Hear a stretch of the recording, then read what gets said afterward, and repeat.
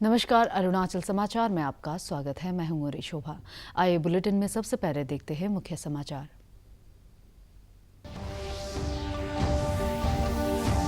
केंद्रीय मंत्रिमंडल ने नेशनल रिक्रूटमेंट एजेंसी स्थापित करने का लिया फैसला। रिक्रूटमेंट एजेंसी कराएगी देश भर के लिए ऑनलाइन कॉमन एलिजिबिलिटी टेस्ट। मंत्रिमंडल ने गुवाहाटी सहित 3 हवाई अड्डों को पब्लिक प्राइवेट पार्टनरशिप के आधार पर लीज पर देने का लिया निर्णय।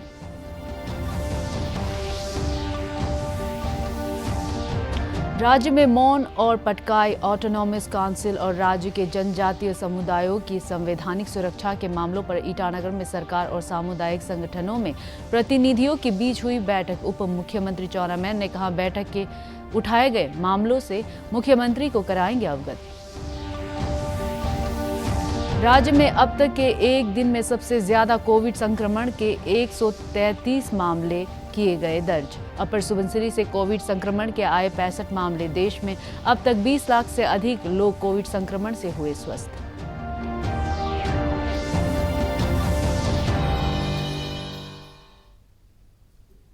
केंद्रीय मंत्रिमंडल ने रोजगार के लिए आयोजित होने वाली कई परीक्षाओं की प्रणाली को समाप्त करने के लिए नेशनल रिक्रूटमेंट एजेंसी स्थापित करने का फैसला किया है, जो कॉमन एलिजिबिलिटी टेस्ट कराएगी। इसके तहत एजेंसी ग्रुप बी और ग्रुप सी के गैर तकनीकी पदों के लिए परीक्षा कराएगी। शुरुआती में एजेंसी द्वारा साल में 2 बार कॉमन एलिजिबिलिटी टेस्ट कराया जाएगा। मंत्रिमंडल के इस फैसले की जानकारी देते हुए केंद्रीय मंत्री प्रकाश जावड़ेकर ने इसे एक ऐतिहासिक फैसला बताया। उन्होंने कहा कि इससे देश में रोजगार पाने के इच्छुक युवाओं को लाभ मिलेगा। उन्होंने कहा कि सरकार की इस फैसले से युवाओं द्वारा कई परीक्षाएं आयोजित करने की प्रणाली को खत्म करने की उनकी लंबी समय से चली आ रही मांग पूरी हो गई है। राष्ट्रीय रिक्रूटमेंट एजेंसी एक कॉमन परीक्षा कराएगी जो ऑनलाइन होगी और इसे प्राथमिक चरण का परीक्षा माना जाएगा, जिसके स्कोर के आधार पर युवा संबंधित रोजगार के अगले चरण के लिए आवेदन कर सकेंगे। उनको बहुत परीक्षाएं देनी पड़ती है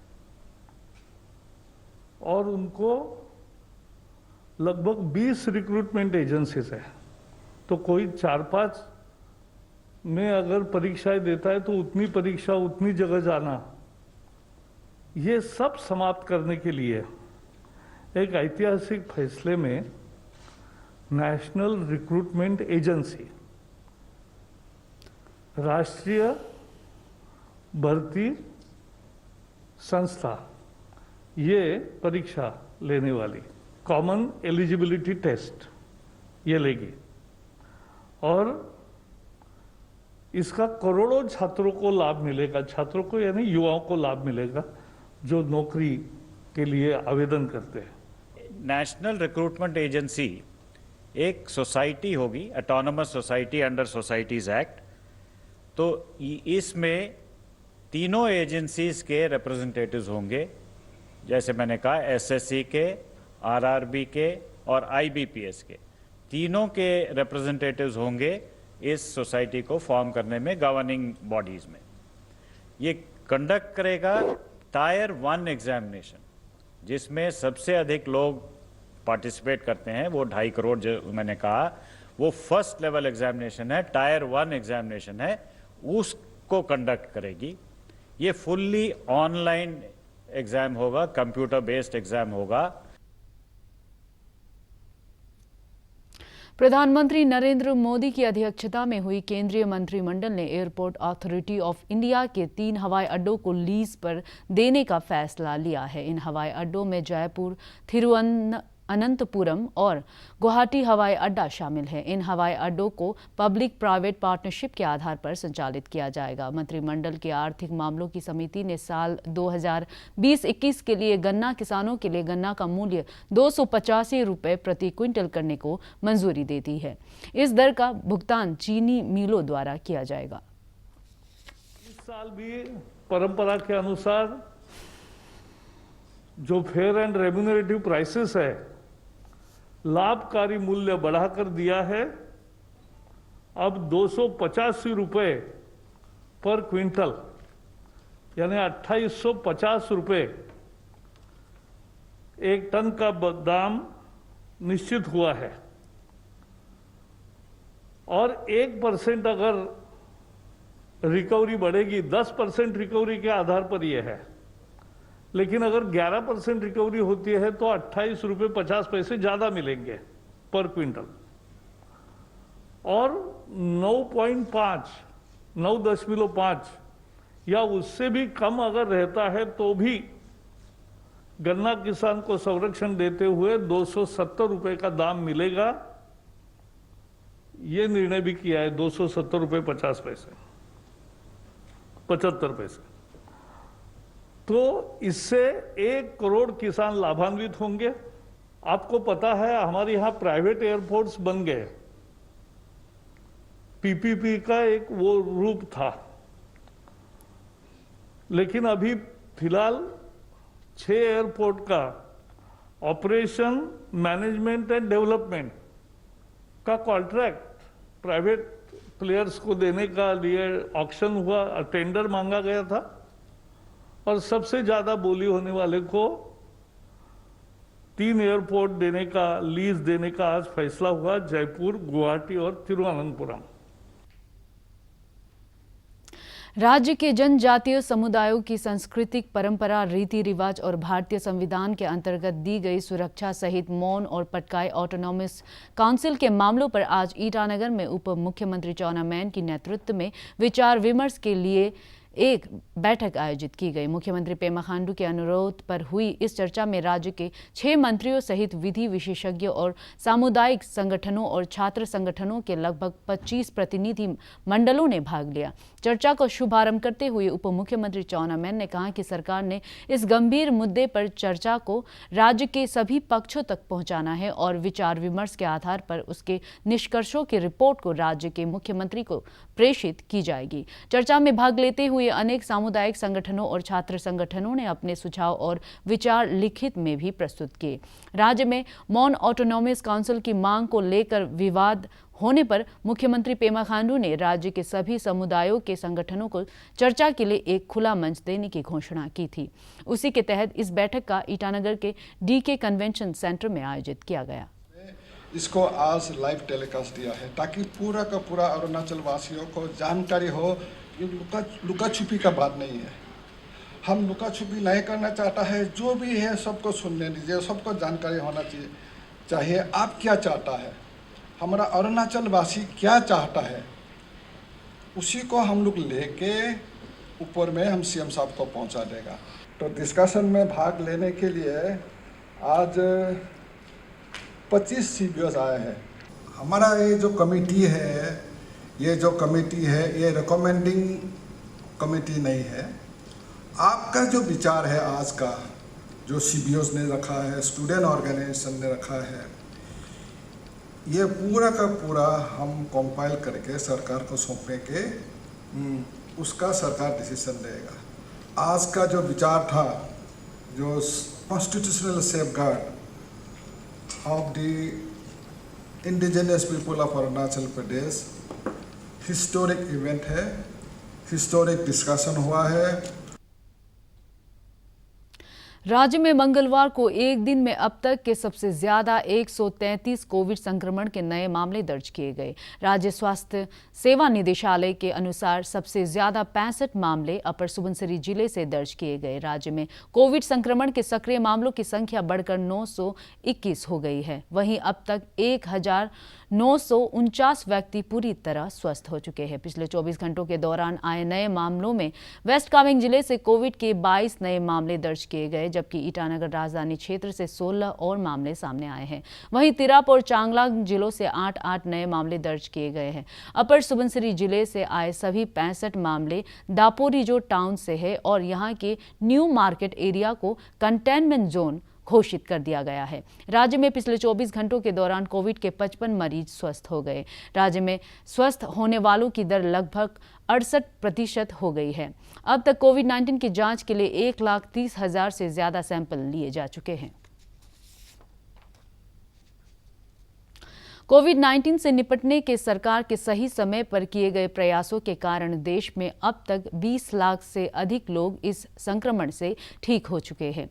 संक्रमण से ठीक होने की दर अब बेहतर होकर बेहतर होकर 73.64% तक पहुंच गई है। पिछले 24 घंटों में देश में 60,000 से ज्यादा लोग इस बीमारी से उबर चुके हैं। यह एक दिन में ठीक होने वालों की सबसे अधिक संख्या है। अब तक भारत में 20,37,870 लोग संक्रमण से ठीक हुए।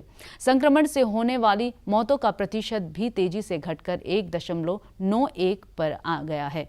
30 राज्यों और केंद्र शासित प्रदेशों में मृत्यु दर राष्ट्रीय औसत से कम है। केंद्रीय स्वास्थ्य मंत्रालय ने बताया है कि पिछले 24 घंटों में लगभग 64,000 नए मामले मिलने से अब तक संक्रमण से प्रभावित लोगों की संख्या 27,67,274 हो गई है। सक्रिय मामलों की संख्या भी तेजी से घटकर कुल जांच के 7.72% पर आ गई है। इस समय देश में संक्रमण के 6,76,514 मामले हैं। बीते एक दिन में 1,092 मौत होने के बाद इस बीमारी से अब तक 52,889 लोगों की मृत्यु हो चुकी है। उच्चतम न्यायालय ने कहा है कि फिल्म अभिनेता सुशांत सिंह राजपूत की मृत्यु के सिलसिले में अभिनेत्री रिया चक्रवर्ती के खिलाफ की जाने वाली केंद्रीय अन्वेषण ब्यूरो (सीबीआई) की जांच वैध है। इस मामले पर दायर याचिका पर फैसला सुनाते हुए शीर्ष न्यायालय ने मुंबई पुलिस को आदेश दिया है कि वह इस मामले से संबंधित सभी दस्तावेज सीबीआई को सौंप दे। यह फैसला न्यायमूर्ति ऋषिकेश राय की एकल पीठ ने पारित किया। अदालत ने सीबीआई को ये निर्देश दिया कि वह सुशांत की मृत्यु के संबंध में भविष्य में दर्ज होने वाले किसी अन्य मामले की भी जांच करे। उच्चतम न्यायालय ने यह व्यवस्था भी दिया है कि इस मामले में बिहार में दर्ज की गई प्राथमिकी वैध है। 30 जुलाई को रिया चक्रवर्ती उच्चतम न्यायालय पहुंची थी और उन्होंने अपने खिलाफ दर्ज मामले को स्थानांतरित करने की मांग की थी। अदालत का निर्णय आने के बाद महाराष्ट्र सरकार ने इसके खिलाफ अपील की मांग की, लेकिन अदालत ने इस पर विचार करने से इनकार कर दिया। कोर्ट ने बड़ा स्पष्ट शब्दों में कह दिया है कि मुंबई पुलिस ने जो भी इन्वेस्टिगेशन किया उसका बड़ा लिमिटेड दायरा था, उसमें कोई इन्वेस्टिगेशन नहीं था। कोर्ट ने यह भी कह दिया है कि पटना पुलिस में एफआईआर करने की अब बिल्कुल जुरिस्डिक्शन था। कोर्ट ने यह भी कह दिया है कि बिहार सरकार सीबीआई को रेफर कर सकता था मामले को। लेकिन इन सब के बावजूद कोर्ट ने सबसे बड़ी बात यह कह दी है कि इस सीबीआई इन्वेस्टिगेशन को हम अपने कोर्ट का भी स्टैंप दे रहे हैं और कोर्ट की तरफ से भी कह रहे हैं कि ये सीबीआई से ही होनी चाहिए। और उसमें कोर्ट ने अपने तरफ से और भी ऐड कर दिया है कि कोई भी मामला जो सुशांत सिंह राजपूत से जुड़ा है, अगर कोई एफआईआर दर्ज होता है, वो एफआईआर दर्ज भी, वो इन्वेस्टिगेशन भी सीबीआई करेगी। रक्षा मंत्री राजनाथ सिंह ने ऑपरेशन समुद्र सेतु में नौसेना की भूमिका की प्रशंसा की। नौसेना के शीर्ष कमांडरों के सम्मेलन को संबोधित करते हुए श्री सिंह ने कोविड-19 महामारी से निपटने के नौसेना के प्रयासों की सराहना की। सम्मेलन के पहले दिन नौसेना प्रमुख एडमिरल करमबीर सिंह ने भी शीर्ष कमांडरों को संबोधित किया था। हर 2 साल में एक बार होने वाला यह सम्मेलन 3 दिन तक चलेगा। सम्मेलन का आयोजन अप्रैल में होना था, लेकिन कोविड-19 के कारण इसे स्थगित कर दिया गया था। नौसेना के आधुनिकीकरण के अलावा लद्दाख में नियंत्रण रेखा पर स्थित और हिंद महासागर में सुरक्षा की चुनौतियों पर इस सम्मेलन में चर्चा की जाएगी। नौसेना कर्मियों के कल्याण और प्रशिक्षण के विषय पर भी विचार विमर्श होगा। प्रधानमंत्री नरेंद्र मोदी ने आकाशवाणी से आगामी 30 अगस्त को प्रसारित होने वाले मन की बात कार्यक्रम के लिए लोगों से विचार और सुझाव आमंत्रित किए हैं। एक ट्वीट संदेश में श्री मोदी ने कहा कि उन्हें इस महीने के मन की बात कार्यक्रम के लिए लोगों से सुझाव की प्रतीक्षा है। श्रोता फोन नंबर 1800-117800 पर भी अपने संदेश रिकॉर्ड करा सकते हैं। नमो ऐप और माई गॉव पर भी लिखकर सुझाव भेजे जा सकते हैं। विश्व स्वास्थ्य संगठन ने सभी देशों को पत्र लिखकर आग्रह किया है कि वे जल्द से जल्द वैश्विक साझेदारी के वैक्सीन कार्यक्रम में शामिल हो, ताकि दुनिया को कोरोना वायरस के शिकंजे से मुक्त कराया जा सके। विश्व स्वास्थ्य संगठन के महानिदेशक टेड्रो एडानोम गाइब्रेसिस ने कहा कि जो देश दूसरे देशों को अलग करके अपने पास वैक्सीन का भंडार करते हैं, वे इस महामारी को और भीषण बनाएंगे। उन्होंने कहा कि हर देश के सबसे ज्यादा संक्रमित 20% आबादी और स्वास्थ्य कार्यकर्ता 65 साल के ऊपर के बुजुर्ग और पूर्व में मौजूद परिस्थितियों वाले लोगों को पहले चरण में वैक्सीन दी जाएगी। विश्व स्वास्थ्य संगठन ने संपन्न देशों को कोवैक्स ग्लोबल वैक्सीन फैसिलिटी से जुड़ने के लिए 31 अगस्त तक की समय सीमा दी है। पूर्व राष्ट्रपति प्रणब मुखर्जी की हालत पहले से ज्यादा गंभीर हो गई है। सेना के रिसर्च एंड रेफरल हॉस्पिटल के अनुसार उनके फेफड़ों में संक्रमण हो गया है। फिलहाल पूर्व राष्ट्रपति को वेंटिलेटर पर ही रखा जा रहा है। अस्पताल के अनुसार विशेषज्ञों डॉक्टरों की एक टीम उनके स्वास्थ्य पर लगातार निगाह रख रही है। असम में बाढ़ की स्थिति में पहले से सुधार हुआ है। हालांकि अब भी कई इलाकों में बाढ़ का पानी जमा होने से बड़ी संख्या में लोग प्रभावित हैं। राज्य में कई राहत शिविर भी बनाए गए हैं। राज्य में कम से कम 1 दर्जन जिलों में बाढ़ का प्रभाव बना हुआ है। उधर बिहार में बाढ़ की स्थिति अभी भी गंभीर बनी हुई है और बाढ़ के कारण 80 लाख से ज्यादा लोग प्रभावित हुए हैं। राज्य सरकार द्वारा बाढ़ पीड़ितों को आश्रय स्थल उपलब्ध कराए गए हैं। कई जगह नदियों में भू कटाव होने के कारण खेती की जमीन को नुकसान हुआ है। गुरु ग्रंथ साहिब के पहले प्रकाश पर्व के उपलक्ष्य में सिख समुदाय के लोगों ने आज अमृतसर में नगर कीर्तन जुलूस निकाला। रामसार साहिब से शुरू होकर स्वर्ण मंदिर तक आयोजित इस नगर कीर्तन में बड़ी संख्या में श्रद्धालुओं ने भाग लिया। अरुणाचल समाचार के आज के अंक में इतना ही। हम कल फिर हाजिर होंगे अरुणाचल और देश दुनिया की खबरों के साथ। आप देखते रहिए अरुण प्रभा। नमस्कार।